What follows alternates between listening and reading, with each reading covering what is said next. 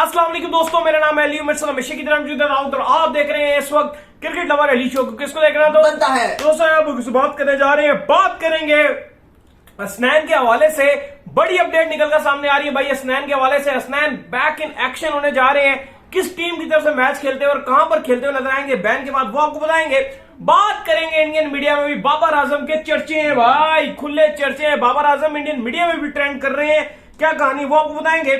बात करेंगे आमिर का बड़ा स्टेटमेंट निकलकर सामने आया इमामुल हक के हवाले से, क्या कहना है इनका वो आपको बताएंगे। बात करेंगे राशिद लतीफ ने क्रिटिसाइज किया बाबर आजम को हारिस के ऊपर, क्या कहना है इनका वो आपको बताएंगे। बात करेंगे केन विलियमसन के हवाले से, क्या वो बाहर हो गए सीरीज से, क्या वजह बनी है वो आपको बताएंगे।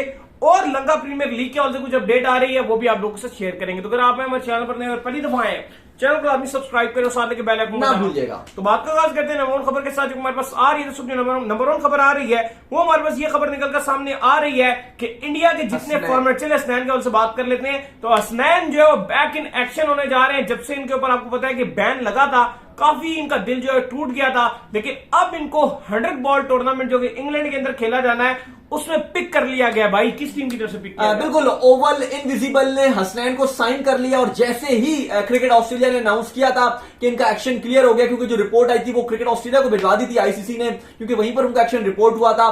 और अब उनकी जो डिग्री है वो तकरीबन 13 डिग्री तक जो है वो बैंड कर रहे हैं, जो बिल्कुल लीगल है, जिसके फौरन ही बाद अनाउंस किया गया कि उनका एक्शन जो क्लियर हो गया। तो कुछ ही घंटे के बाद जो है वो 100 टूर्नामेंट में ओवल इनविजिबल ने उनको साइन कर लिया। तो बड़ी अच्छी बात है हसनैन के लिए भी, क्योंकि पाकिस्तान टीम में तो फिलहाल अभी वो सिलेक्ट नहीं हो पा रहे, लेकिन उनका एकदम से कॉन्ट्रैक्ट जो है वो हो गया।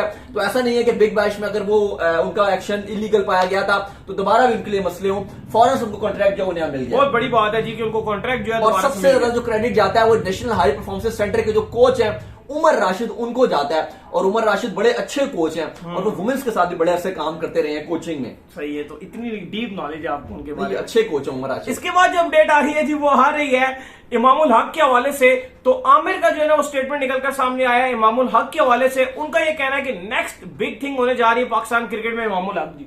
देखिए, इमामुल हक की अगर आप बात करें, कल भी उन्होंने 50 मारा, फिर ऑस्ट्रेलिया वाली सीरीज में जो लाल आपने क्योंकि पहनी भी है, माल है, लाल है, तो उनकी जो जीप थी वो बिल्कुल करीब ही करीब थे उस जीप के। और इमाम की 6ठी कंसेक्टिव 50 इमाम मार चुके हैं इस साल। अगर आप ओडीआई में बात करेंगे तो 5 कंसेक्टिव 50 इमामुल हक ऑलरेडी मार चुके हैं। बहुत इच्छा कर रहे हैं, जिस पर मोहम्मद आमिर ने भी कह दिया कि भाई पाकिस्तान क्रिकेट में next big thing Imamul Haq होंगे। मोहम्मद आमिर ने यह पहले ही बात कह दिया कि इमामुल हक को दुनिया देखेगी, जिस तरीके से वो रन्स बना रहे हैं, स्पेशली ओडीआई और टेस्ट में भी अपना वो लोहा मनवा रहे हैं, लेकिन ओडीआई में उनसे बेहतर बैट्समैन आपको नजर ही नहीं आता।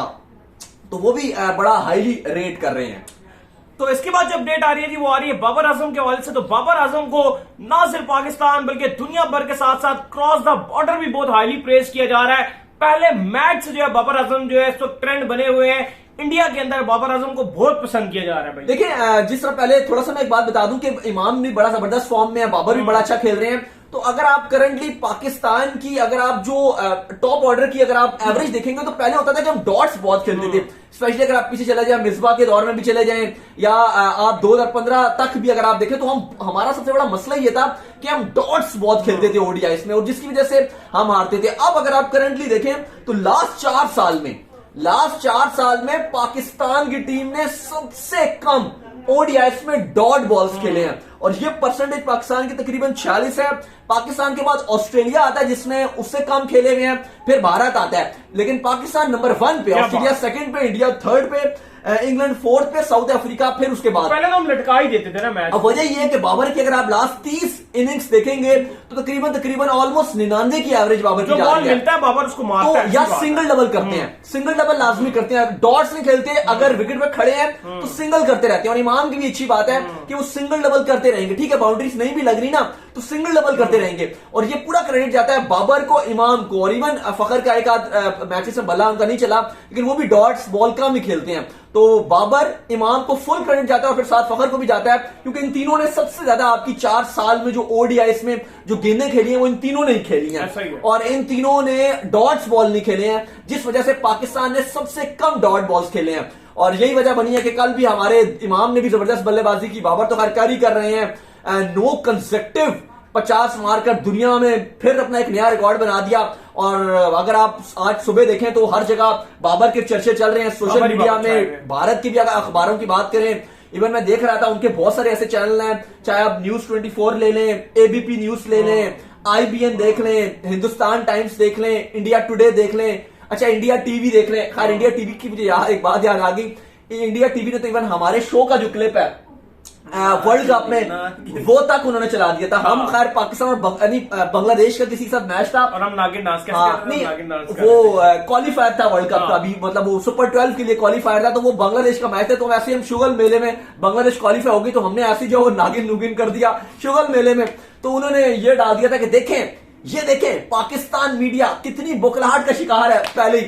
तो हमारा क्लिप तो इंडिया टीवी अक्सर जो है वो चलाता रहता है। लेकिन कहने का मकसद ये कि अब बाबर आजम की जो है वो चल रहा है, और स्पेशली जब से बाबर आजम ने विराट का जो कप्तानी का रिकॉर्ड तोड़ा है, 1000 फास्टेस्ट रन बनाने वाले बाबर आजम बन गए थे। इवन उसमें एबी डिविलियर्स का भी रिकॉर्ड तोड़ दिया था, विराट का भी रिकॉर्ड तोड़ दिया था। तब से अगर आप देखें तो बाबर इंडियन मीडिया में हमेशा बहुत कवरेज मिलती है, और ऐसा नहीं है कि विराट को कवरेज नहीं मिलती पाकिस्तान मीडिया में। अगर विराट भी कुछ करते हैं, ये दो ऐसे खिलाड़ी हैं जो ऑपोजिट मीडिया में बहुत ट्रेंड रहते हैं। विराट कुछ करता है वहां पे तो ट्रेंड पाकिस्तान की ट्विटर पे, अच्छा बाबर करे ना करे, ट्रेंड अच्छा विराट करे ना करे, जिस दिन मैच होता है ना, इवन आरसीबी का भी मैच चल रहा था, आपके ट्विटर में टॉप 8 में टॉप 5 में विराट नजर आ रहे होते थे। कितनी बार मैंने आपको दिखाया, देखें विराट ट्रेंड करे। अब यही वहां पर हो गया। अब बाबर का क्योंकि बल्ला चल रहा है, बाबर ने कल भी जिस तरह से वेस्ट इंडीज के अगेंस्ट जो बल्लेबाजी दिखाई है, इवन बाबर अपनी सेंचुरी के बहुत नजदीक पहुंच गए थे, नहीं कर सके। लेकिन इंडियन मीडिया में वो भी चला। फॉर्मर क्रिकेटर्स की बात करें तो उन्होंने बड़ा हाईली प्रेस किया। आकाश चोपड़ा हमेशा से, अगर आप देखें तो हमेशा वो अच्छी बात करते हैं। इवन वो शाहीन वाला इंसिडेंस जब हुआ था, और कुछ इवन आप इंडिया में क्या बात करें, पाकिस्तान में भी बहुत सारे ऐसे लोग हैं जो यही बात चला रहे थे कि शाहीन ने उमरान मलिक को बोला कि भाई पेस मैटर नहीं करती। लेकिन शाहीन ने यह बात नहीं की थी। सवाल उससे ये हुआ था अपनी पेस के बारे से, वो बात कर रहे थे कि पेस इतनी इंपॉर्टेंट नहीं होती, लाइन एंड लेंथ इंपॉर्टेंट होती है। वो अपने पॉइंट ऑफ व्यू से बात कर रहे थे शाहीन। लेकिन वही पाकिस्तान में भी बहुत सारे लोगों ने मीडिया में बगैर तस्दीक किए वो खबरें चलाई जी कि वो शाहीन जो है वो उमरान मलिक को बोल रहे हैं कि पेस मैटर नहीं होती, और फिर इंडियन मीडिया में भी वो चला। तो उस पर आकाश चोपड़ा ने स्पेशल वीडियो बनाया उसके ऊपर, और उन्होंने जवाब दिया कि झूठी खबरें आप मत फैलाएं, शाहीन ने ऐसी कोई बात नहीं की। तो बड़े जेन्युइन बंदे हैं, हमेशा वो सच्ची बात कहते हैं। तो बाबर को बड़ा हाईली रेट करते हैं। और इवन ये आकाश चोपड़ा के अल्फाज और मैं काफी बार बता चुका हूं कि वो बार बार ये बात कहते हैं कि आप फैब फोर कहीं से भी बनाओ, यहां से बनाओ या यहां से बनाओ, टेस्ट से बनाओ, T20 से बनाओ या ODI से बनाओ, जो भी आपका पैमाना हो, बाबर उसके अंदर फिट आता है। तो आकाश चोपड़ा भी बाबर आजम को ऑलरेडी वो मायानाज बल्लेबाज कह चुके हैं, क्रिकेट का नया शाहकार कह चुके हैं। खूब तारीफें जो आकाश चोपड़ा भी कर रहे हैं। फिर अगर आप इवन विक्रांत की अगर आप बात करें, उनके इंडिया टुडे के जो जर्नलिस्ट हैं, वो बड़ा हाईली रेट करते हैं बाबर आजम को। इवन उनको गालियां बड़ी पड़ती हैं इस हवाले से कि क्यों तारीफ करते हैं, लेकिन वो फिर भी बात नहीं आती। फिर भी वो जब भी बाबर अच्छा करते हैं, वो बाबर को हाईली रेट करते हैं और बाबर की तारीफ करते हैं। फिर अगर आप उनके 24 न्यूज जो है वो बड़ा अच्छा है, उनका चैनल है इंडिया का, इंडिया स्पोर्ट्स न्यूज जो है बड़ा अच्छा है उनका चैनल है, वो उसने उनकी बड़ी बाबर आजम की जो है वो तारीफें कर रहे थे और बड़ा हाईली उनको रेट किया। फिर अगर आप जो इनका इंडिया टीवी है वो अगर आप देख लें, उसने बड़ा रेट किया। इवन जी की भी अगर आप बात करें, वैसे वो इतनी अच्छी रिपोर्टिंग नहीं करता पाकिस्तान के हवाले से, लेकिन बाबर की बात आती है तो वो भी जो तारीफें करते हैं। तो कहने का मकसद ये कि बहुत ज्यादा जो बाबर को हाईली अप्रिसिएशन मिल रही है।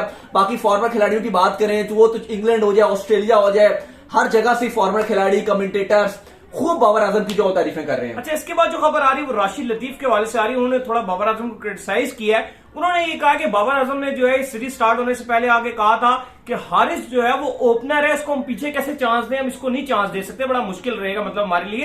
ये तो ऊपर नंबरों में खेलने वाला प्लेयर है और रिजवान ही हमारे लिए प्रायोरिटी, हम रिजवान को ही चांस देंगे। तो फिर कैसे इन्होंने हारिस को जो है वो 5वें नंबर पे चांस दे दिया भाई? देखिए, राशिद लतीफ और हफीज आप दोनों की बात कर रहे हैं। राशिद लतीफ भी कह रहे थे कि शान मसूद को आपने इसलिए सेलेक्ट नहीं किया क्योंकि बाबर कह रहे थे कि शान मसूद जो वो ऊपर के प्लेयर हैं और हमने नीचे नहीं खिला सकते, और वो कहते हैं कि इसलिए उनको हमने स्क्वाड में भी नहीं रखा। फिर वो कहते हैं कि फिर वो कहते हैं, राशिद लतीफ ये बात कहते हैं कि एक दिन पहले मैच से जब प्रेस कॉन्फ्रेंस पे आए थे, और जाहिर है बाबर ने यही बात की थी, जब हम भी प्लेइंग 11 बना रहे थे तो हम भी सोच भी नहीं सकते थे, क्योंकि हम भी सोच भी नहीं सकते थे। जब राशिद लतीफ ने बात किया हम भी उससे एग्री करते, क्योंकि बाबर आजम से सवाल भी हुआ और बाबर आजम ने कहा कि वो ओपनर और अभी हम फिलहाल नहीं चांस दे सकते, हमारी जो फुल स्ट्रेंथ टीम है हम उसी के साथ जाएंगे, यानी कि और इफ्तिखार के साथ जो था कि इफ्तिखार और खुद दोनों के साथ जाएंगे।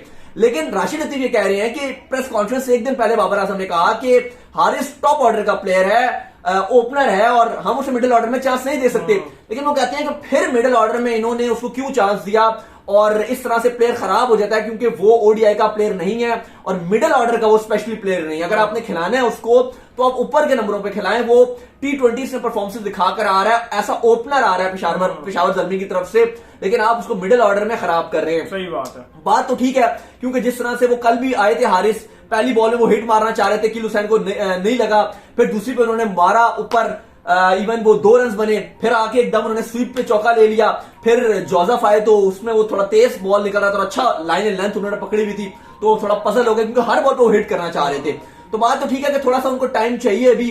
अब्दुल्ला शफीक बेहतर चॉइस है, लेकिन ठीक है अगर आपने किसी को चले यंग को चांस दिया, लेकिन राशिद लतीफ इस बात पर बिल्कुल भी नाखुश दिखाई दे रहे हैं पाकिस्तान टीम की मैनेजमेंट से कि आपने हारिस को अगर चांस देना है तो ऐसा ओपनर दें, मिडिल ऑर्डर में आप उसको चांस मत दीजिए। इसके बाद जो हमारे पास अपडेट निकल कर सामने आ रही है जी, वो आ रही है विलियमसन के हवाले से।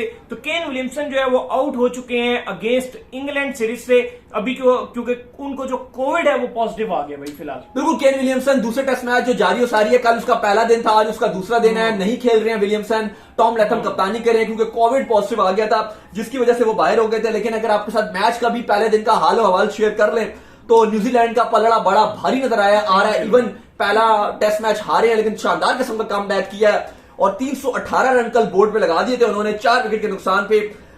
बैटिंग की बात करें तो कॉनवे ने 46 रन बनाए थे। डेरिल मिचेल जो पिछले मैच के भी हीरो थे, उन्होंने फिर जबरदस्त बैटिंग की और नॉट आउट है 81 रन बनाकर। और टॉम बंडल जो लास्ट मैच के इनके जोड़ीदार हीरो थे, दोनों ने फिर पार्टनरशिप शानदार बनाई है, दोनों ही नॉट आउट है।